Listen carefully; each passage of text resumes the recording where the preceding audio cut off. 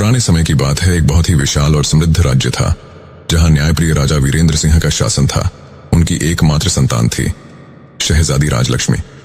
शहजादी जितनी सुंदर थी उतनी ही घमंडी भी। उसे लगता था कि दुनिया में कोई भी उससे श्रेष्ठ नहीं। वह महल के नौकरों को अपमानित करती, गरीबों का मजाक उड़ाती और अपने पिता के सलाहकारों तक को तुच्छ समझती। राजा वीरेंद्र सिंह ने कई बार समझाया कि अहंकार मनुष्य को पतन की ओर ले जाता है, पर शहजादी पर कोई असर नहीं हुआ। एक दिन दरबार में एक दरवेश आया। वह वृद्ध था। उसकी पोशाक फटी हुई थी, लेकिन उसकी आंखों में ज्ञान का प्रकाश था। उसने राजा से कहा, महाराज, आपकी शहजादी में अहंकार बहुत है। अगर आपने इसे रोका नहीं तो एक दिन यह राज्य के लिए संकट बन सकता है। शहजादी राजलक्ष्मी ने यह सुना और क्रोधित हो गई। उसने हंसते हुए कहा, एक भिखारी मुझे ज्ञान दे रहा है। मेरे बारे में ऐसा सोचने की तुम्हारी हिम्मत कैसे हुई? दरवेश मुस्कुराया और बोला, यही घमंड तुम्हें बर्बाद कर देगा। शहजादी राजा ने दरवेश को धन्यवाद दिया, लेकिन शहजादी ने इस बात को मजाक में उड़ा दिया। कुछ समय बाद राज्य में एक भयानक युद्ध छिड़ गया। पड़ोसी राज्य ने हमला कर दिया और राजा वीरेंद्र सिंह की सेना पराजित हो गई। शत्रु सेना महल तक आ पहुंची। राजा ने अपनी पुत्री को बचाने के लिए उसे कुछ सैनिकों के साथ महल से बाहर भेज दिया। शहजादी राजलक्ष्मी को पहली बार एहसास हुआ कि सत्ता और ऐश्वर्य का कोई मोल नहीं। अब वह एक साधारण लड़की की तरह भाग रही थी। रास्ते में सैनिकों ने भी साथ छोड़ दिया। वह अकेली रह गई। भूखी प्यासी महल से दूर एक घने जंगल में जा पहुंची। जंगल में शहजादी को एक गरीब लकड़हारा मिला। उसने देखा कि यह लड़की बहुत थकी हुई थी। उसने बिना कुछ पूछे अपने झोपड़ी में उसे जगह दी। उसे खाने को रोटी और पानी दिया।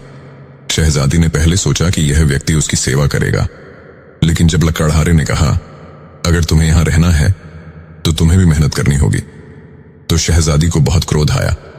उसने चिल्लाकर कहा, मैं इस राज्य की शहजादी हूं, मैं कोई साधारण लड़की नहीं, जो काम करूं। लकड़हारे ने शांत स्वर में कहा, अगर तुम शहजादी होती तो इस जंगल में भूखी प्यासी क्यों भटकती? यहां तुम्हारा घमंड नहीं चलेगा।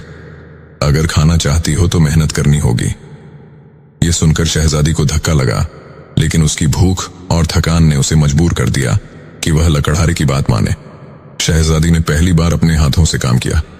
लकड़ियां इकट्ठी की, झोपड़ी की सफाई की, पानी भरकर लाई। धीरे धीरे उसे एहसास हुआ कि जीवन का असली मूल्य क्या है। कुछ दिन बाद जब उसने खुद मेहनत करके भोजन बनाया तो उसे एहसास हुआ कि यह खाना सबसे स्वादिष्ट है। यह मेहनत की कमाई थी, न कि राजसी ऐश्वर्य की देन।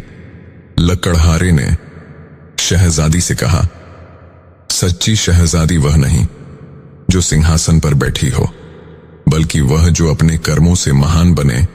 घमंड इंसान को छोटा बना देता है और विनम्रता उसे ऊंचाई तक ले जाती है। कुछ महीनों बाद राजा वीरेंद्र सिंह की सेना ने राज्य को फिर से जीत लिया। उन्होंने अपनी पुत्री को बहुत खोजा और अंततः लकड़हारे की झोपड़ी में उसे ढूंढ लिया। जब सैनिक शहजादी राजलक्ष्मी को वापस महल ले जाने आए तो वह पहले जैसी नहीं थी। अब उसके चेहरे पर न घमंड था न अहंकार। वह अपने पिता के चरणों में गिर पड़ी और रोते हुए कहा, पिताजी, मैंने अपनी गलती समझ ली। अब मैं आपकी वही अभिमानी पुत्री नहीं रही। अब मैं सच्चे अर्थों में इस राज्य की शहजादी बनूंगी। राजा वीरेंद्र सिंह ने अपनी पुत्री को गले लगाया। अब शहजादी ने एक नई यात्रा शुरू की। न्याय, दयालुता और विनम्रता की राह पर कहानी हमें सिखाती है कि घमंड कितना भी बड़ा हो, एक न एक दिन उसे टूटना ही पड़ता है। असली महानता शक्ति में नहीं, बल्कि विनम्रता और परिश्रम में होती है।